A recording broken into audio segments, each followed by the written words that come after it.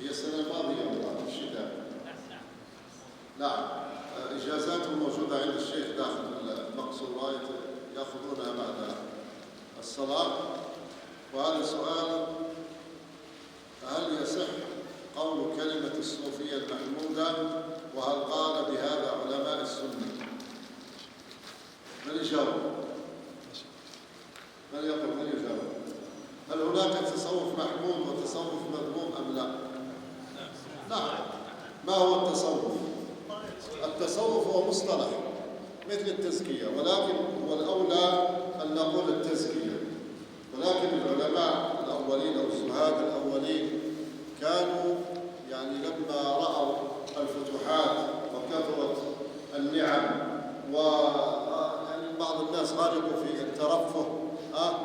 وقد قال هذا عبد الرحمن بن عوف رضي الله عنه لما دفن مصعب بن عمير بعد ذلك، قال: أما مصعب فقد خرج من الدنيا ولم يأخذ منها شيء وأجره كامل، أما نحن فقد قال أخذنا منها وتنعمنا إلى غير ذلك.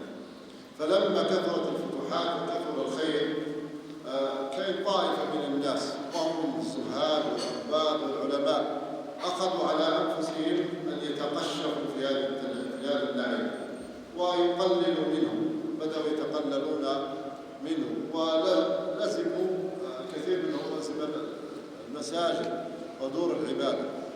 ومن هؤلاء كان أهل الصفة رحمه الله ورضي عنه من أصحاب رسول الله صلى الله عليه وسلم كأبي هريرة، فإنه قال: ما لازمت رسول الله إلا على ملء بطن، ما كان يحوس ويتتبع رسول الله صلى الله عليه وسلم. كانوا أكثر من 70 رجلا.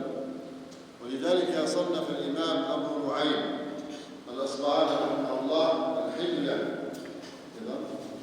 بسم الله ونقول مع الأذان ونرد مع الأذان. وكما قلنا لما غلب الناس بالتنعم أخذ بعض الناس على أنفسهم الزهد والتقشف والتقلل من النعيم وزهدوا وحاولوا الزهد، فتسمت طائفة منهم بالتصوف الصوفية نسبة إلى لبس الصوف قيل، وقيل نسبة إلى صفاء الروح وطلب تصفية النفس وتزكيتها وتهذيب. هذا الأصل في تسمية التصوف. لكن بعض الطوائف جعلوا أنفسهم صوفية، ولكن على العكس من هذا، أنهم يأكلون ويشربون ويغطسون. حتى إن مالك رحمه الله جاء وفد فقالوا: عندنا قوم من اليمن قالوا إنهم يأكلون ويشربون ثم يقومون يتراقصون ويضربون رؤوسهم.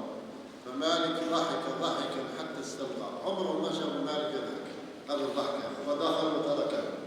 فقال أحدهم: كنت اليوم أشأم واحد على صاحبنا، ما رأيناه ضحك منذ أن جلس بهذه الحلقة. طبعا الإمام مالك كانت حلقته حلقة مهابة وصمت، صموت إذا ما زين الناس صمته، فكان صموت وقور. فدخل فبدأ ينتشر هذا السلوك، وسلوك تزكية وتربية. ولكن هناك من ركبه بحق وهناك من ركبه بباطل. وكل شيء السلفية في السلفية المحمودة في السلفية المذمومة، ولا لا؟ ولا ما في؟ ولا كلها محمودة؟ في من ركب السلفية فكان جنى على السلفية أصلا، جنى عليه. هي سلوك وأخلاق وسمت وعبادة، هي ما هي تصنف ودعوة، هي عمل صالح وبر وقرب إلى الله عز وجل وعلم وكرم إلى غير ذلك من أنواع البر. إذا فهذه التصوف إذا كان بهذا المعنى لا يضر المصطلح، لا مشاحة بالاصطلاح. كما يقول قد تسمي العسل عسلا، وقد تسميه كما يقال قيء الزنابير، تسميها هو عسل وكل عسل، ولا تسميه مثلا زرق الذباب أو كذا. إذا فقضية المصطلحات هذا أمر واسع.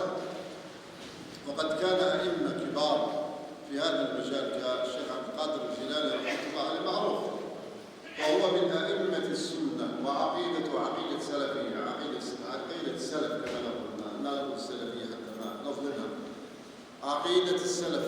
وكان رجلا سنيا، ولكن غال فيه بعض أتباعه وغال فيه الجهال من المتصوف فرفعوه إلى شيء ما قال به.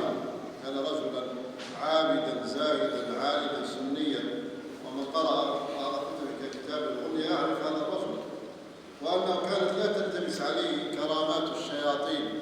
تصور له الشيطان وقال له: يا عبد القادر، لقد أبحت لك ما حرمت على عبادي.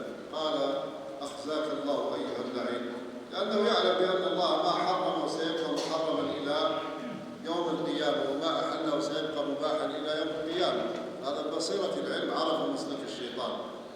إذا فلا ينبغي الإنسان أن يكون جائرا في الأحكام، وهذه من المصطلحات التي لا تقدم لنا. نحن قرأنا على مشايخ من أهل التصوف، والله لا ندركهم في عبادتهم ولا في زهدهم ولا في تقواهم لله سبحانه وتعالى. يقومون الليل ويسهرون النهار، ما عندهم في السرقة بشيء. إذا جاء الضيف يكرمه مهما كان بأجمل أطيب الطعام.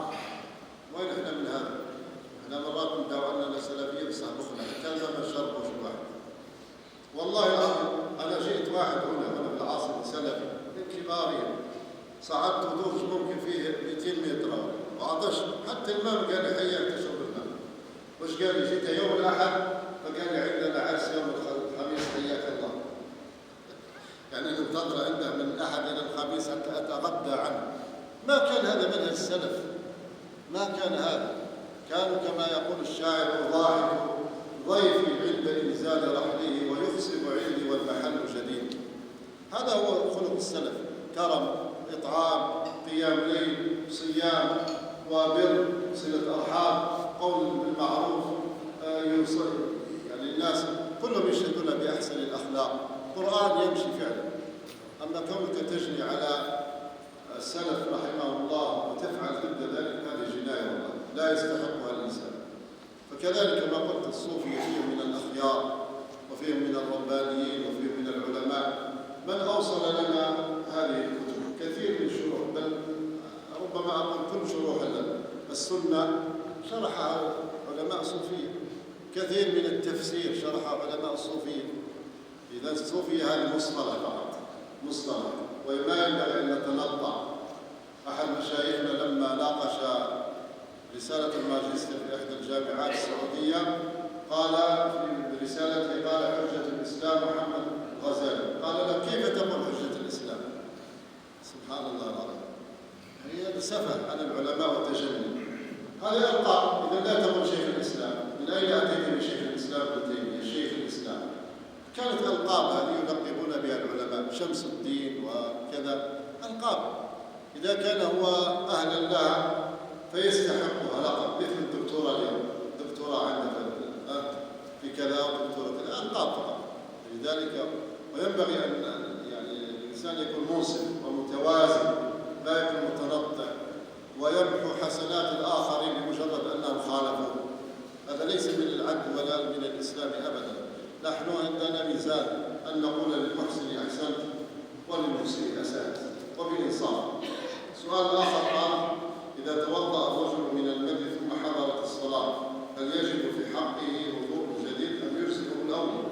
طبعا إذا غسل ذكره وتوضأ وضوءه للصلاة ولا يزال على وضوءه الأول، لم ينتقل بأي ناقض آخر سواء المذي أو البول أو الغائط أو الريح، فيجزئ الوضوء الأول فقط، لا يجدد الوضوء. سؤال آخر: ما المقصود بالرؤية القلبية؟ قلنا في حديث ابن سليم سيأتي معنا أنها قالت: يا رسول الله، هل على المرأة غسل؟ معنى إذا احتلمت ولم تجد ماء، قال: إذا رأت الماء النبي صلى الله عليه وسلم وجب عليها أن تغتسل. ورأى عند العرب إنها رأى القلبية ورأى البصرية، ورأى زيد عمرا. هذه رؤيا بصرية ولا قلبية؟ طيب، رأى في منامه قلبية. في فرق بين رأى ورأى، واضح هذا؟ وهي من الأخوات ايش؟ ظن. الأخوات ظن وأخواتها. ايش تسوي ظن وأخواتها؟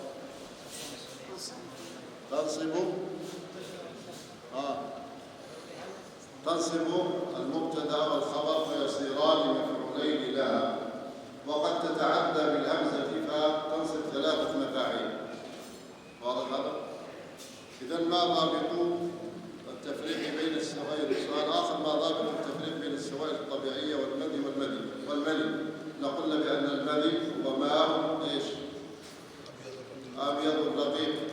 يخرج عقب التذكار، لما يتذكر الإنسان في أهله بزوجته أو ينتعب ذكره يخرج هذا الماء، وله لون معين وهو ماء أبيض رقيق. وهذا من فائدة ذكر الأوصاف عند ابن أبي زيد، هذه قلما تجدها في كتب الفقهاء، لا عند خليل ولا عند غيره. وماء المرأة أصفر، وهي تعرفه المرأة يعني تميز بينهم. أما الودي فهو ماء ثخين يخرج عقب البول، ما يخرج قبل البول. لما يكون الإنسان يخرج أحيانا ماء ثخين عقب البول، فهذا يجب منه ما يجب من البول. أما إذا كانت يعني نداوة ما يقولون أو رطوبة في الفرج فهذه ليست بنجاسة، ولا يجب الوضوء منها إلا إذا خرج شيء من ذلك للتفكر كما قلنا أو نحو ذلك، والله أعلم. وصلى الله وسلم على محمد وعلى آله وأصحابه أجمعين، وشكر الله لكم حسن استماعكم. نلتقي إن شاء الله الثانية والنصف بحول الله.